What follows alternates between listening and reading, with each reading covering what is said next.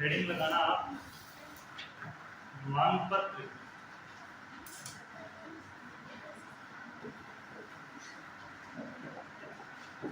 Next heading है मांग पत्र।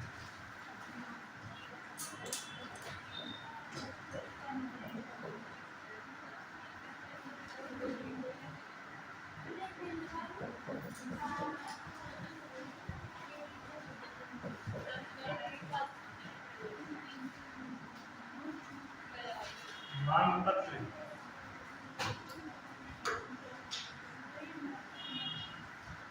यानी मांग पत्र।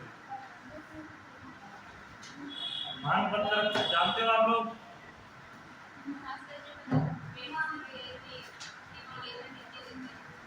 क्या?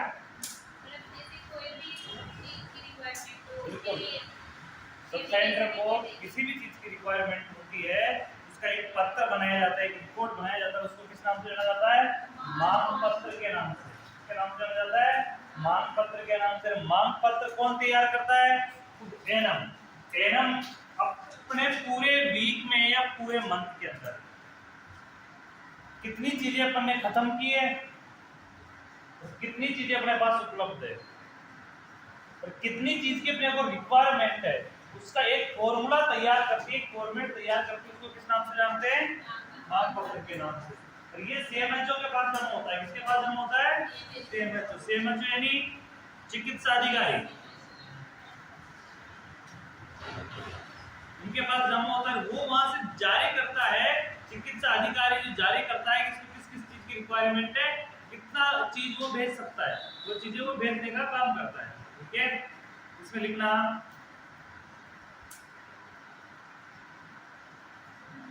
सब सेंटर पर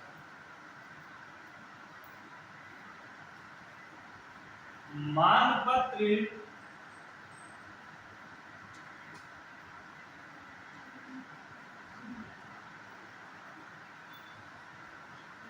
वह प्रक्रिया है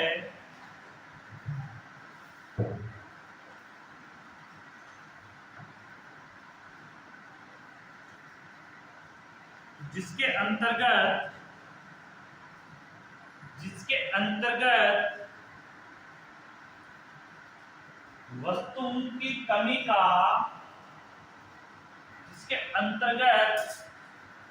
वस्तुओं की कमी का आकलन किया जाता है। इसके अंतर्गत वस्तुओं की कमी का आकलन किया जाता है।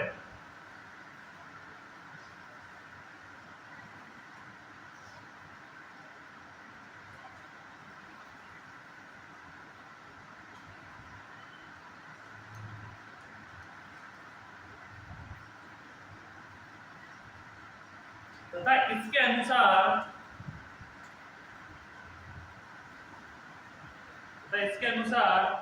कमी पूर्ति हेतु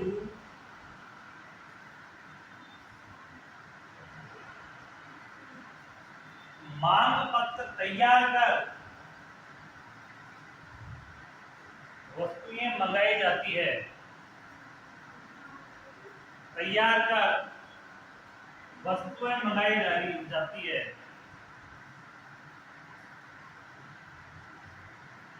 इस प्रक्रिया को नेटिंग या मांग पत्र कहते हैं।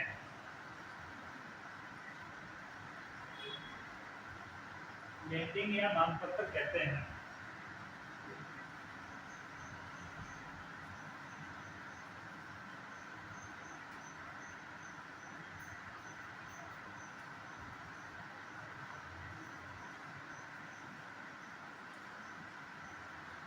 हेडिंग लिखा उसमें इंडेंटिंग या मांग पत्र की प्रक्रिया को प्रभावित करने वाले कारक।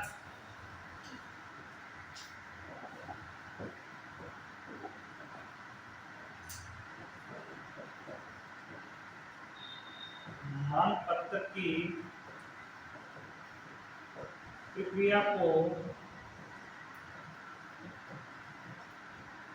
प्रभावित करने वाले कारक।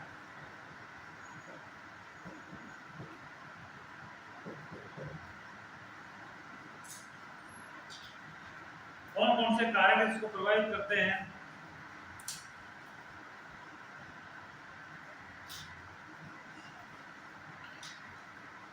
इसमें लिखना फर्स्ट, सब सेंटर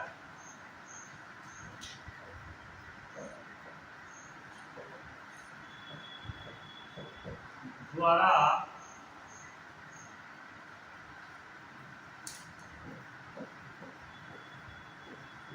परिधित जनसंख्या। सब सेंटर द्वारा परिधित जनसंख्या, परिधित यानी हाँ, सब सेंटर का जो क्षेत्र की जो परिधि है उसके अंदर की संख्या क्या करती है, इसको प्रभावित करती है कि कितनी अपने को खत्म होती है, कितनी दवाइयां मंगवानी है। यदि दवाइयों का खर्च तो वहां के क्षेत्र की जनसंख्या गिरेगी ना, तो ये परिधित क्षेत्र की जनसंख्या। सेकेंड,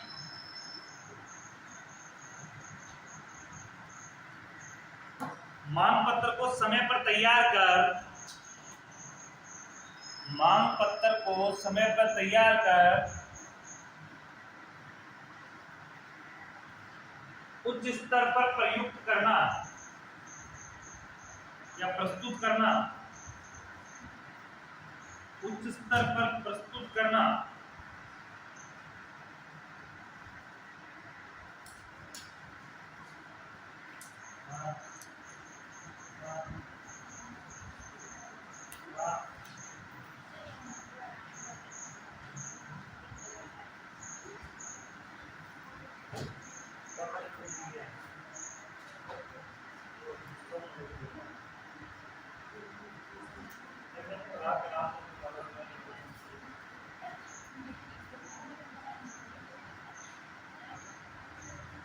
लिखना मांग पत्र को समय पर तैयार कर उच्च स्तर पर प्रस्तुत करना। नेक्स्ट, मांग पत्र में सूचीबद्ध वस्तुओं की संख्या और मात्रा लिखना। मांग पत्र पर सूचीबद्ध वस्तुओं की संख्या व मात्रा लिखना। वस्तुओं की संख्या व मात्रा लिखना।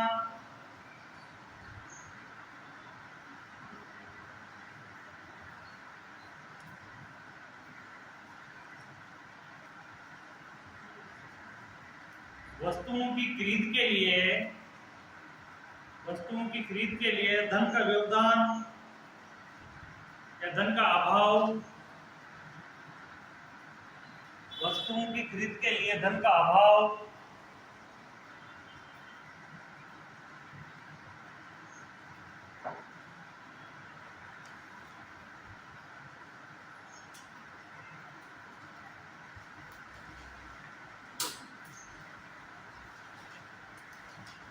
आदि।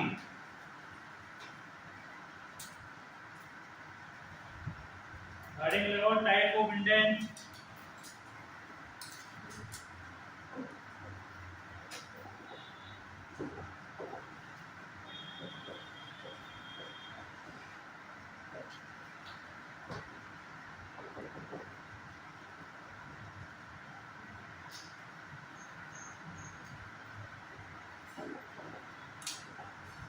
मांग पत्र के प्रकार,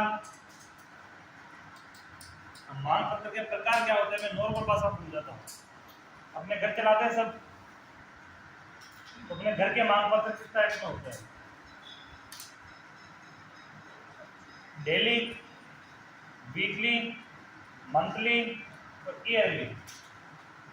अपनी जो रिक्वायरमेंट क्या होती है, सामानों की घर पे सामान लाते हैं ना रोज, तो अपने डेली रिक्वायरमेंट के लिए अपन सूची बनाते हैं।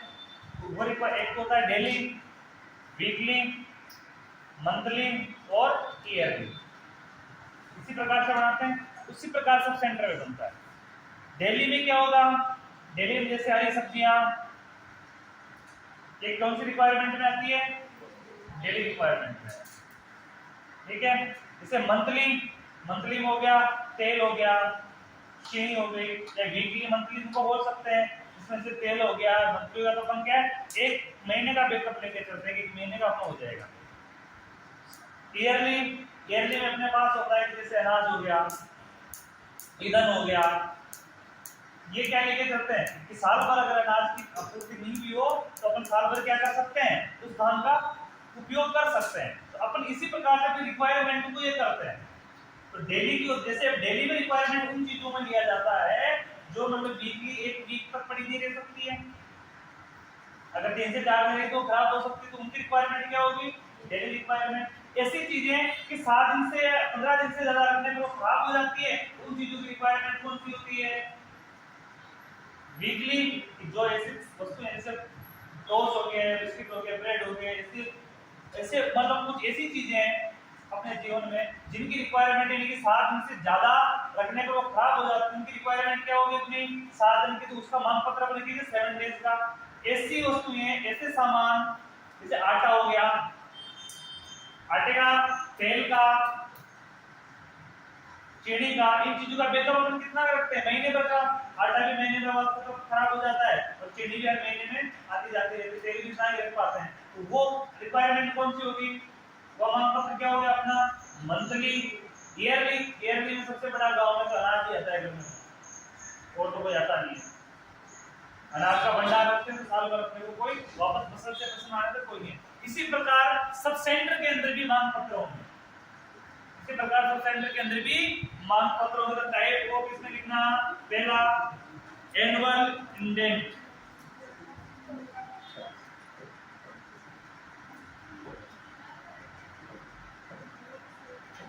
एनुअल इंडेंट वार्षिक मांग पत्र।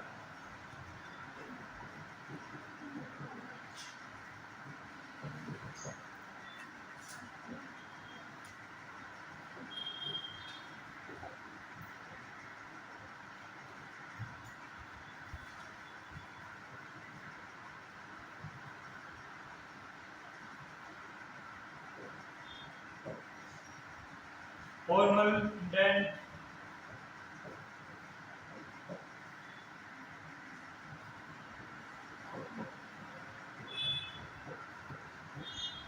औपचारिक मांग पत्र,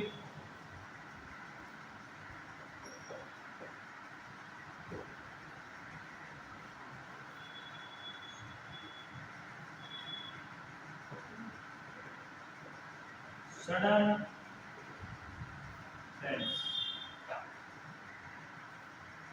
आकस्मिक मांग पत्र।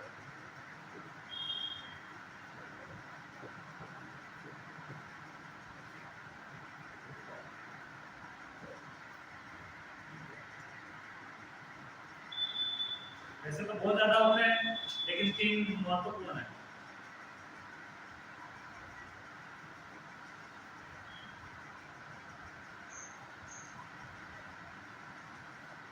इसके अंदर लिखवाने की जरूरत नहीं है, कहो तो मैं लिखवा दूं, लेकिन मुझे लगता है कोई जरूरत नहीं। कि वार्षिक का मतलब जानते हो, साल भर का एक तरफ करना। औपचारिक का मतलब महीने का या 3 महीने का, 2 महीने का जो भी बैकअप है अपने पास वो लेके चलना। जैसे दूर का सब सेंटर है जहां पर की यातायात के साधन कम है, ऐसी सुविधाएं कम है, वह अपन 2 से 3 महीने का रखते हैं। जहां अपन जैसे आसपास के क्षेत्र पे ही है तो अपन कम रखते हैं, महीने भर का रखते हैं। वो बैकअप औपचारिक हो गया। एक सडन, अचानक, जरूरत के हिसाब से, आवश्यक इमरजेंसी के हिसाब से, तो वो है। तो इसके अंदर अपने को ज्यादा लिखने की जरूरत नहीं है, नाम भी आप रखेंगे तो काफी अपनी समझ में आ जाएगा। ठीक है, इसके अलावा बात आगे लिखते हैं अपन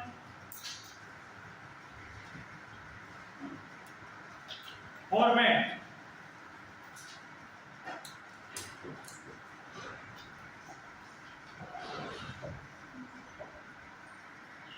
फॉर्मेट को इंडेंट, यानी इसको मांग पत्र का फॉर्मेट क्या होगा, फॉर्मेट कैसे बनाएंगे, किस फॉर्मेट में ये लिखेंगे।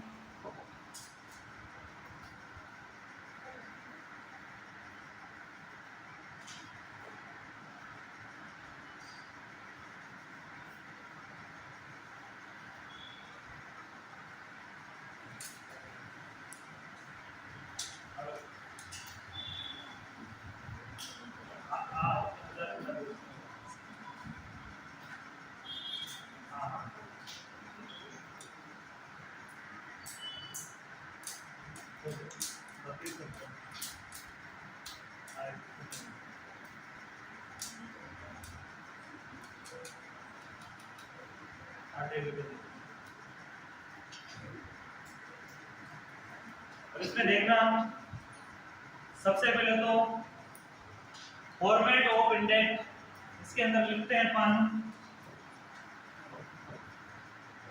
फॉर्मेट ऑफ इंडेक्स क्रमांक यानी नंबर। जो फॉर्मेट अपन बना रहे हैं कितने नंबर का है, ठीक है, क्योंकि कोई भी पत्र लिखते हैं तो पत्र में गवर्नमेंट पत्रों के अंदर नंबर अंकित आते हैं, ठीक है। तो अपन जो फॉर्मेट बना रहे हैं उसके नंबर, कितने नंबर का फॉर्मेट तैयार कर रहे हैं, एक तो उस नंबर यहाँ अंकित करना। सेकंड लिखते हैं अपन नाम ऑफ सब सेंटर,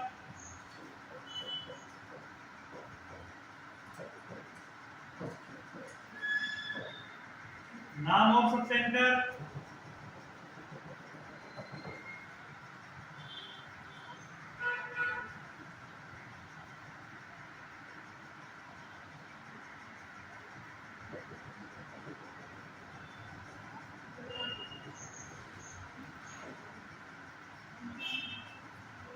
नाम ऑफ सब सेंटर के बाद हम बात करते हैं तो होता है टाइप ऑफ इंडेक्स, मानपत्र का प्रकार, किस प्रकार का मानपत्र अपन सबमिट कर रहे हैं, डेली वाला कर रहे हैं या फॉर्मल कर रहे हैं या एनुअल कर रहे हैं, ठीक है।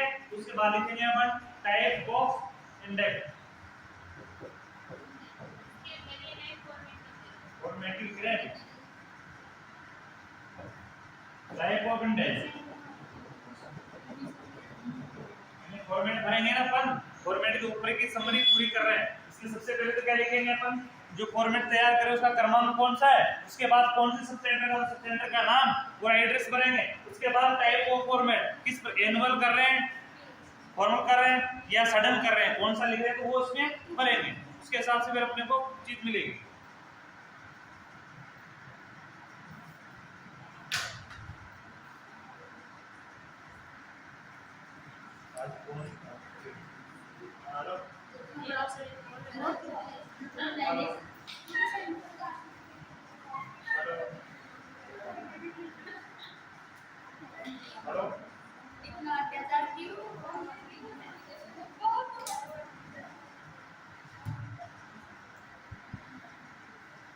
आगे देखना डेट ऑफ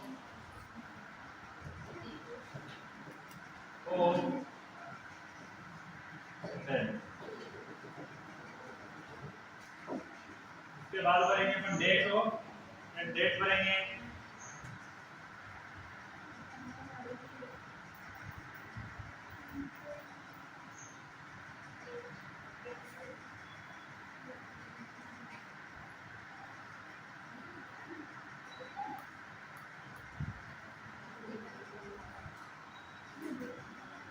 इसके बाद ये चीज भर ली अपन, ये कंप्लीट हो गया मानपत्र पे।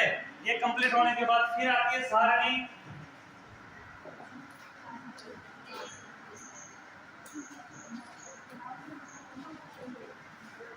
सारणी के अंदर सबसे पहला आता है एसआर नंबर, सीरियल संख्या, फिर अरे बातें नहीं, वस्तु का नाम,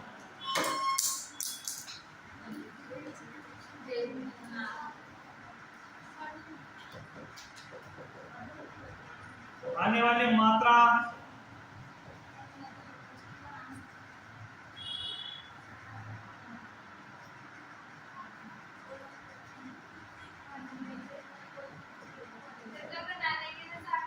अरे नाम ही लिखने, लिखना कुछ नहीं है नीचे, क्या नाम ही नहीं लिख सकते। सारणी फॉर्मेट तैयार करवा रहा हूँ, ओनली भरवा नहीं रहा, मानपत्र नहीं भेजना आपको, फॉर्मेट तो बनाओ उसका। बात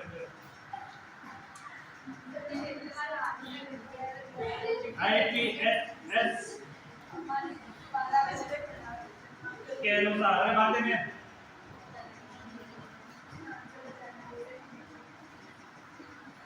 IPSS के अनुसार IPSS की फुल फॉर्म क्या होती है, मांगी गई मात्रा, कितनी मात्रा चाहिए अपने को चीज की, वो अन्य विवरण, अरे बातें नहीं,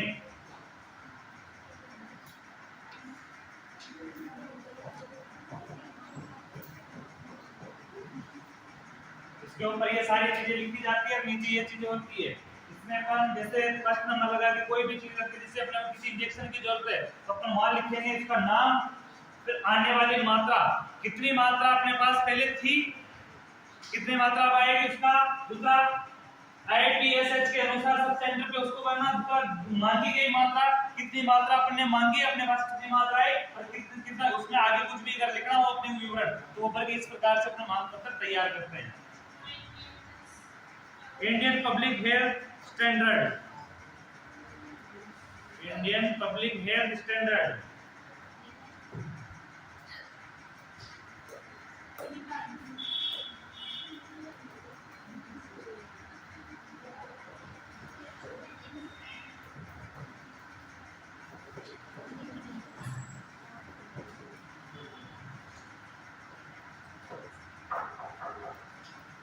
इंडियन पब्लिक हेल्थ स्टैंडर्ड